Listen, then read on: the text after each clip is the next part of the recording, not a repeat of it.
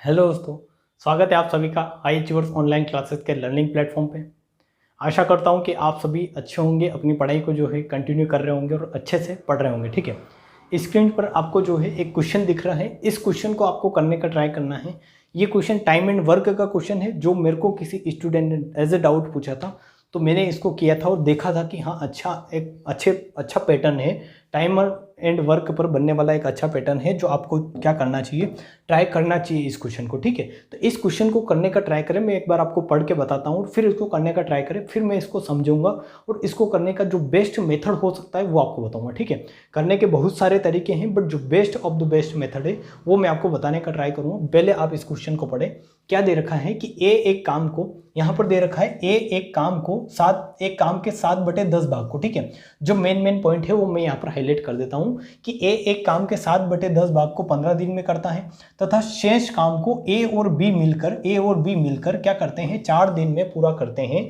तो दोनों मिलकर पूरा काम कितने दिन में करेंगे। ठीक है, आपने पढ़ा होगा, मैक्सिमम इस तरीके से पढ़ा होगा कि ए एक काम को मान लो 15 दिन में कर रहा है, बी इस काम को मान लो 20 दिन में कर रहा है, तो ए प्लस बी मिलकर ये काम कितने दिन में करेंगे। तो ये क्या है, लल्लू पल्लू टाइप के क्वेश्चन है जो टाइम ऑन वर्क पर बनते हैं, बट ये क्वेश्चन उनसे थोड़ा डिफरेंट है, इसलिए मैंने यहाँ पर लाने का ट्राई किया है और समझाने का ट्राई करूँगा मैं अच्छे से अच्छे तरीके से। ठीक है, आप इसको करने का ट्राई करें। आपके पास है क्या है, आपके पास टाइम दूंगा मैं 30 सेकेंड का। ठीक है, 30 सेकेंड का समय है। ये क्वेश्चन आप करने का ट्राई करें। अगर हो जाता है तो बहुत अच्छी बात है, आपने टाइम एंड वर्क पढ़ा है तो इतना भी कठिन नहीं है, बट इसको करने का एक सिंपल मेथड क्या हो सकता है, एक सही तरीका क्या हो सकता है, वो मैं आपको बताने का ट्राई करूँगा। ठीक है, करें, आप करने का ट्राई करें।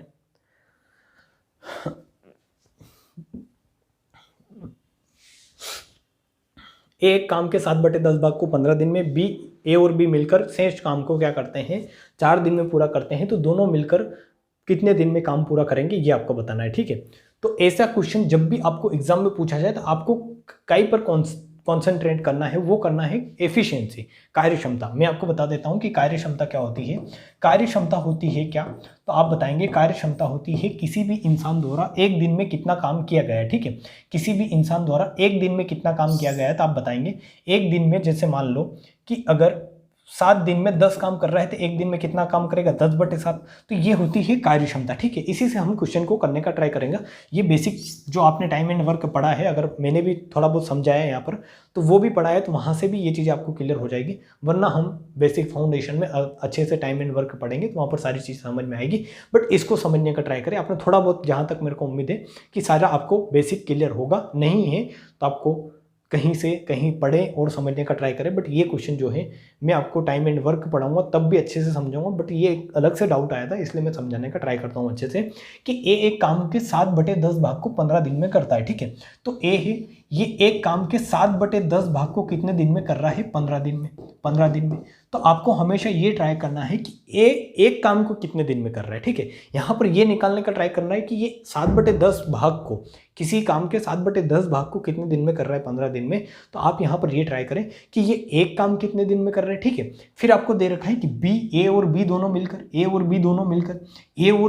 मिलकर इस काम के शेष काम को, मीन्स अगर आपने 7/10 काम ए के द्वारा करवा दिया तो आपको ये भी पता होना चाहिए कि शेष काम कितना बचा है। वैसे ये जो मैं इतना आपको समझाने का ट्राई कर रहा हूँ, ये आप माइंड में सोच सकते हैं कि अगर ए ने 7/10 काम कर दिया है तो बी ने 3/10 काम किया होगा, क्योंकि 7/10 प्लस 3/10 कितना हो जाता है, टोटल काम आपका 10/10, और 10/10 का मतलब एक काम, और एक काम क्या है, संपूर्ण काम है। ठीक है, कभी भी एक को क्या माना जाता है, मैंने आपको परसेंटेज में भी बताया कि 100% की वैल्यू क्या होती है, एक, कि अगर 100% काम है, पूरा का पूरा काम है, तो वो क्या होगा, एक। आपने आधा काम किया है तो इसका 1/2 काम किया है, आपने इसका 2/3 काम किया है, मीन्स मान लो कि आपने इस तरीके से क्या है कि 75% काम किया, तो आप कैसे बताएंगे कि 75% काम किया है, तो आप बोल देंगे 3/5 काम। ठीक है, तो ये चीज़ें होती है जो आपको समझ में आएगी। तो आपको शेष काम बताना है, तो आपने ए ने 7/10 काम कर दिया है, तो ए प्लस बी मिलकर शेष काम कितना कर रहे हैं, 3/10 काम, जो कितने दिन में कर रहे हैं, 4 दिन में।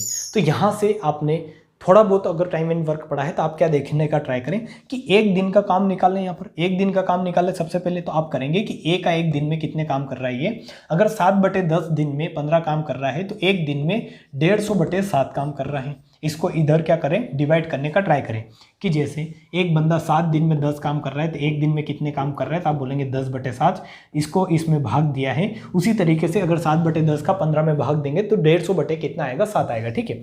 उसी तरीके से a प्लस b का एक दिन का काम कितना आएगा, तो वो आएगा यहाँ से कितना, 40/3 आएगा, 40/3।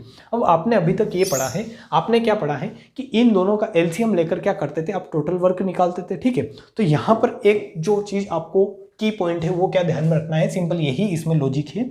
वो क्या है कि आप जब इनका एलसीएम ले रहे हो तो आप इनको भूल जाए, इनको भूल जाए। क्यों भूल जाए वो आपको अभी समझ में आएगा। आप डायरेक्ट एलसीएम लें कि 150 और 40 का एलसीएम ले ले तो वो कितना आएगा, 600 आएगा, ठीक है। कितना आएगा, 600।